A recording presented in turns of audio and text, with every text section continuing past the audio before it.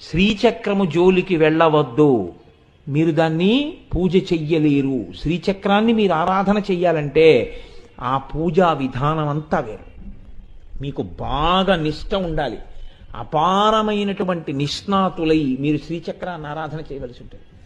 మీరు అలా కానీ చెయ్యకుండా తెచ్చి ఫ్యాషన్ కోసం శ్రీచక్రాన్ని ఇంట్లో పెట్టారనుకోండి, ఖచ్చితంగా అది విపరీత ఫలితాలు ఇస్తుంది. నేను చెప్పట్లేదు ఈ మాట, మళ్ళీ చెప్తున్నా, పరమాచార్య చెప్తున్నారు. పరమాచార్యుల వారే మీరుతో మాట్లాడుతున్నారని గుర్తుపెట్టుకోండి. శ్రీచక్రాన్ని ఇంట పెట్టి పూజ చెయ్యడానికి సిద్ధపడకూడదు.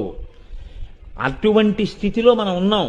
శ్రీచక్రం గురించి నాకు బాగా తెలుసు, శ్రీచక్ర పూజ ఎలా చెయ్యాలో నాకు బాగా తెలుసు అన్న పెద్దలు కొద్ది మంది మాత్రమే ఉంటారు. అటువంటి పెద్దలు ఇంట్లో ఉండి ఎక్కడికైనా వెళ్ళినప్పుడు ఎలా పెట్టాలో, ఇంట్లో ఉంటే ఎలా పూజ చెయ్యాలో తెలిస్తేనే శ్రీచక్రాన్ని ఇంట్లో పెట్టు, లేకపోతే పెట్టవద్దు. చక్రముల జోలి నీకెందుకు అసలు? అయితే ఇవాళ సమాజంలో ఆశ్చర్యకరమైన లక్షణం ఏంటంటే ప్రతి దానికి ఓ చక్రం ఇచ్చేస్తున్నారు, పూజలో పెట్టుకోండి. అసలు చక్రమును గృహస్థు ఆరాధన చేయడానికి చాలా దూరంగా ఉండాలి. ఎప్పుడూ అంగుష్టమాత్ర విగ్రహానికి పూజ చేయడమే చాలా సులభమైన, చాలా శ్రేయస్కరమైన పద్ధతి.